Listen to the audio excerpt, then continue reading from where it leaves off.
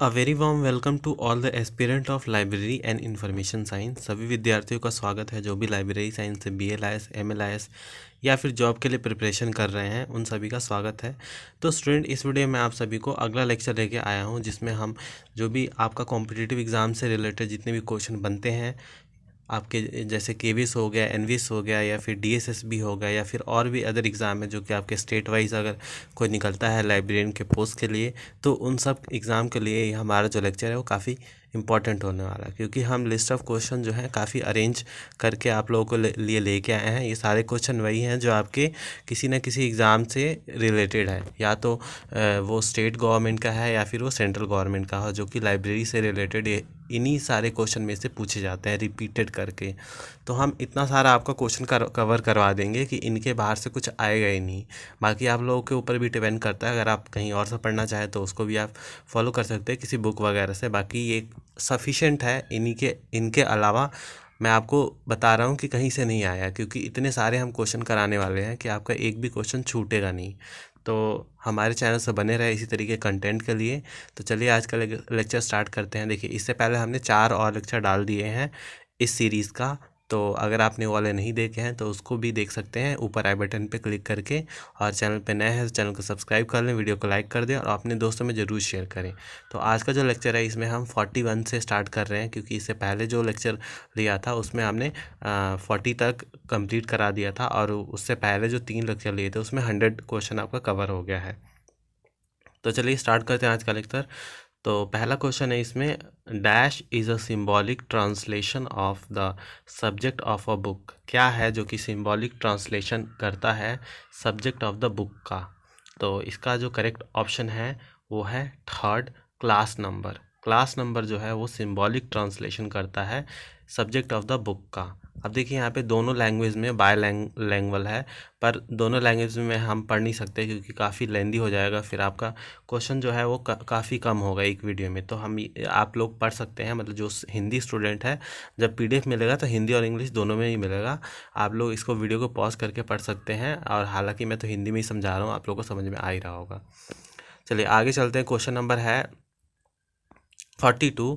इसमें जो क्वेश्चन है वो है, identify the wrong combination of library association and the country to which these belong. मतलब ये सारे जितने भी है ये लाइब्रेरी एसोसिएशन है, और ये कौन से कंट्री से बिलोंग करते हैं, क्या इसमें जो लिखा हुआ है वो करेक्ट है? तो इसका जो करेक्ट ऑप्शन है, मतलब जो गलत है, वो है फर्स्ट। पब्लिक लाइब्रेरी एसोसिएशन जो है वो UK में नहीं है, बाकी सब जैसे कि यूनाइटेड किंगडम हो गया या फिर इंडिया हो गया, इन सब में है। बाकी ये वाला एक कॉम्बिनेशन जो है ये गलत है। अब पब्लिक लाइब्रेरी एसोसिएशन वो कहाँ है, आप लोग कमेंट बॉक्स में ज़रूर करें, क्योंकि आपको कुछ कुछ क्वेश्चन देते हैं और डेफिनेटली कोई भी अभी तक रिस्पॉन्ड नहीं किया, एक भी क्वेश्चन का किसी ने भी रिप्लाई नहीं दिया है। तो देखिए, ये सारे क्वेश्चन जो होते हैं आपके लिए होते हैं, हमें पता है ये सारी बातें, बट आप लोग अपने लेवल पे जब सर्च करेंगे तो आपको काफ़ी सारे जो बातें हैं वो नया पता चलेगा। तो इसीलिए इतना सारा क्वेश्चन तो देते नहीं है, हर एक लेक्चर में 2-3 हद मार के क्वेश्चन देते हैं, वो भी आप लोग को मतलब कमेंट नहीं किया जाता। तो चलिए आगे चलते हैं। क्वेश्चन नंबर 43 पे, हु वाज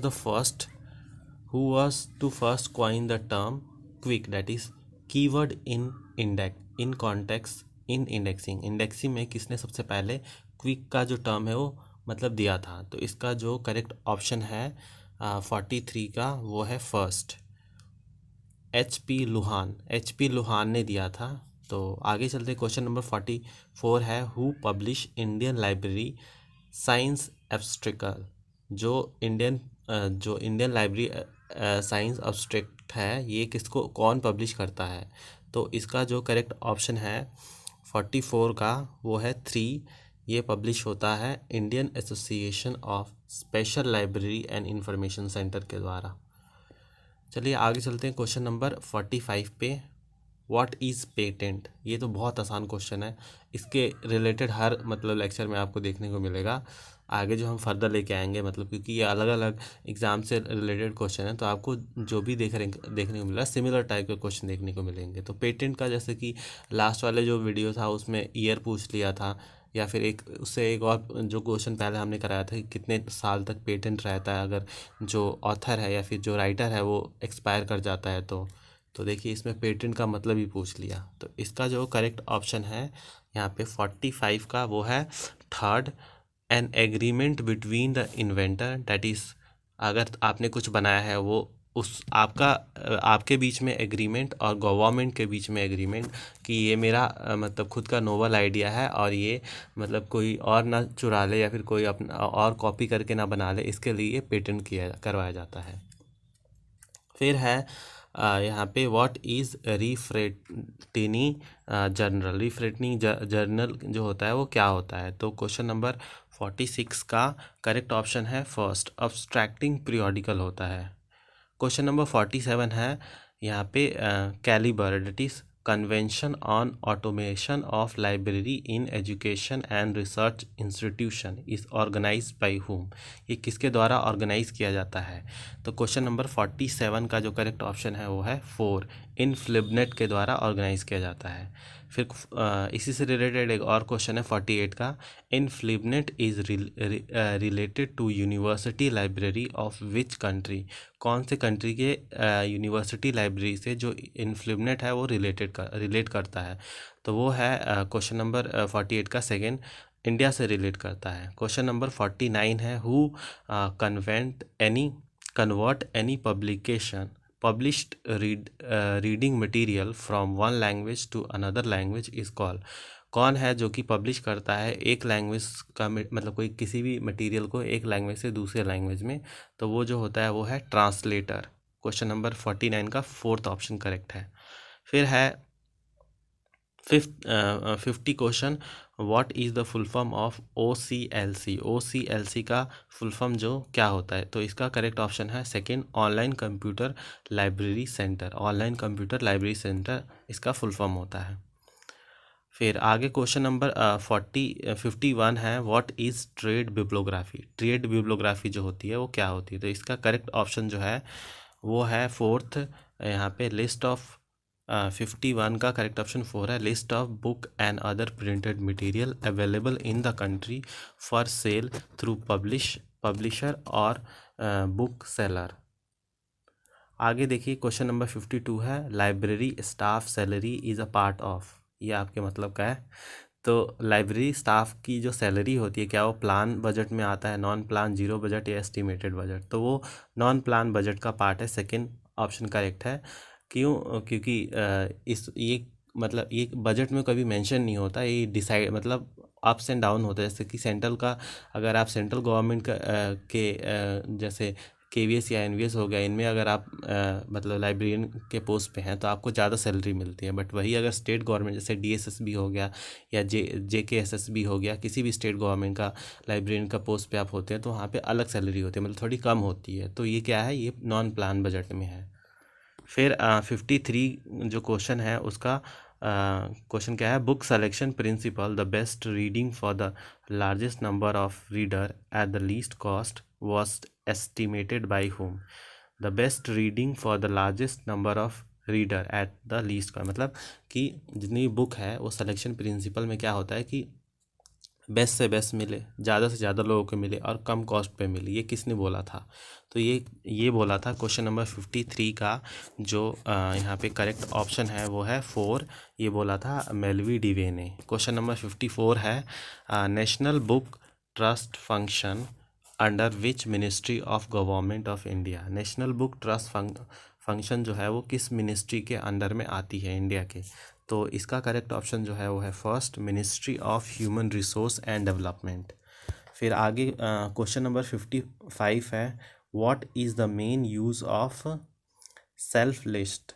जो सेल्फ लिस्ट होती है उसका मेन यूज़ क्या होता है? तो इसका जो करेक्ट ऑप्शन है क्वेश्चन नंबर 55 का वो है 3, स्टॉक वेरिफिकेशन में आता है। स्टॉक वेरिफिकेशन क्या होता है? जैसे कि मान लीजिए आपने कोई कुछ भी ऑर्डर किया, जैसे कुछ भी तो नहीं, बुक ऑर्डर किया है, पीरियोडिकल ऑर्डर किया, तो उसका स्टॉक वेरिफिकेशन होता है कि कितनी बुकें आई हैं, कहाँ कहाँ पे प्लेस करना है और वो सारी बुकें आई हैं नहीं आई हैं, तो ये सब इसमें आपको काम आता है। फिर आगे क्वेश्चन नंबर है 56, what type of binding is useful for expensive and rare book. देखिए बाइंडिंग से रेगुलर क्वेश्चन आपको देखने को मिलेगा। जितनी भी रिपीटेड क्वेश्चन है मैं साइड बाई साइड आपको बताता चलूँगा कि इनमें से क्वेश्चन आपको देखने को हमेशा ही मिलते हैं, तो इनको तो आप करके ही जाएँ।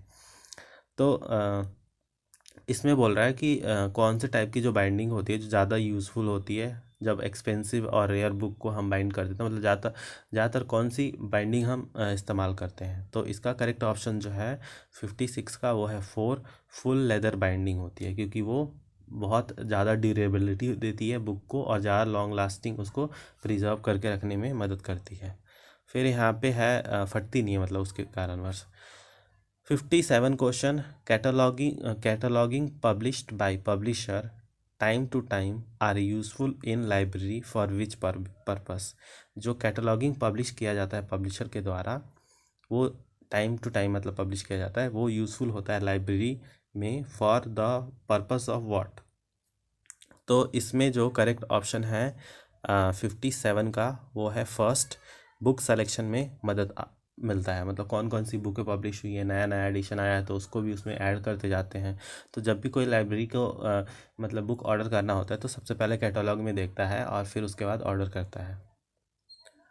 क्वेश्चन नंबर 58 है, in the library and amount in the library the amount receive from library fee, donation, endowment, fine and government grant source are related to whom।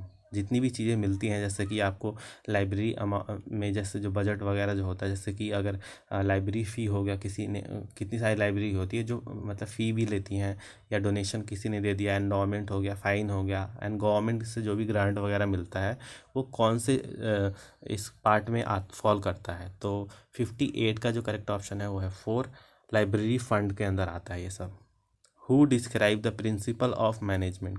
Question 59 है, who describe principle of management. तो इसका जो correct option है वो है third, Henry Fayol. Henry Fayol ने describe किया था प्रिंसिपल ऑफ मैनेजमेंट को। क्वेश्चन नंबर 60 है, choose the right sequence of procedure from following for the purchase of book for a library. यहाँ पे देखिए, यहाँ पे बोला है कि मतलब सीक्वेंस बताइए जिसके द्वारा जो लाइब्रेरी होती है वो बुकों को परचेज करती है, मतलब पहले क्या स्टेप होता है फिर दूसरा क्या स्टेप होता है।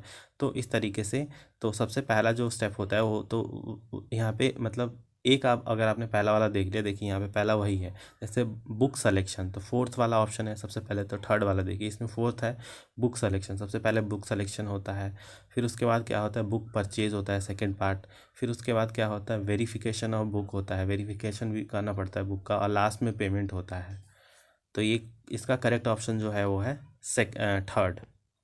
फिर 61 है, what is called the systematic removal of book from a library based on selected criteria. जब हम लाइब्रेरी से जो बुकें होती हैं जो हमें ज़रूरत नहीं होती है, काफ़ी टाइम से कोई यूज़ नहीं कर रहा होता है या फट गई होती हैं, तो उन सबको निकाला जाता है, तो उस प्रोसेस को क्या बोलते हैं, वीडिंग आउट बोलते हैं। तो करेक्ट ऑप्शन जो है वो फर्स्ट है।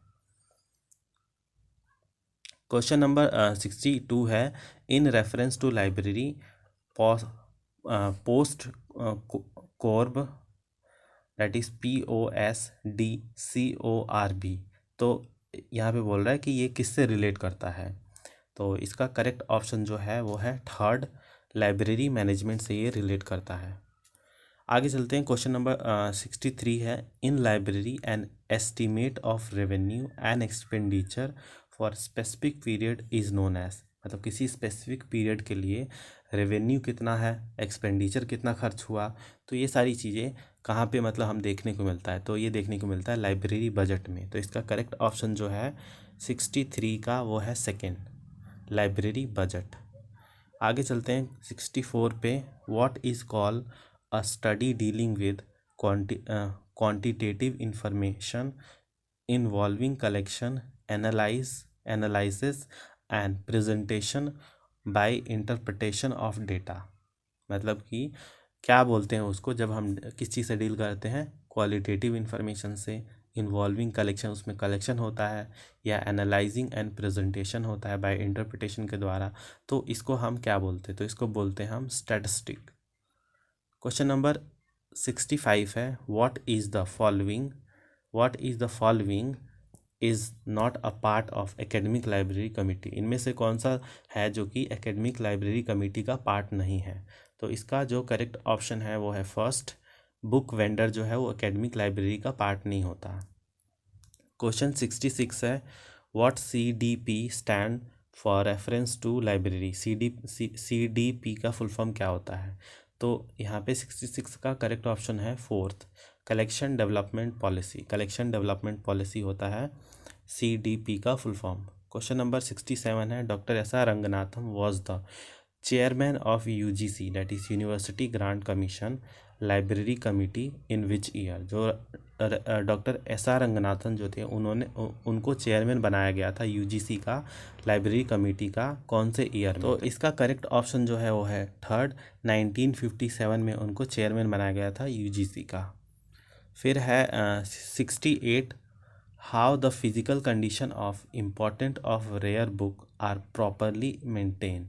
जो फिज़िकल कंडीशन है कोई भी इम्पॉर्टेंट या रेयर बुक का उसको कैसे मेंटेन करके रखा जा सकता है? तो उसका जो करेक्ट ऑप्शन है तो वो है यहाँ पे सेकंड, कंजर्वेशन के द्वारा। मतलब उसको कंजर्व करके रखेंगे तो उसका जो फिज़िकल कंडीशन है वो ज़्यादा सही से रहेगा, मतलब वो ज़्यादा लॉन्ग लास्टिंग जाएगा। फिर 69 है, what an employees feel when he completes work allotted to him within time and in better way। अगर कोई भी एम्प्लॉय है, अगर उसको कोई काम दिया गया है तो वो उस काम मतलब एक टाइम फ्रेम दिया गया है, उसी टाइम फ्रेम से पहले ही उसने काम कंप्लीट कर दिया तो उसको कैसी फीलिंग आती है? तो इसका जो करेक्ट ऑप्शन है 69 का वो है थर्ड, जॉब सेटिस्फेक्शन। डेफिनेटली उसको अच्छा लगेगा कि हाँ मैंने टाइम पे काम कर दिया।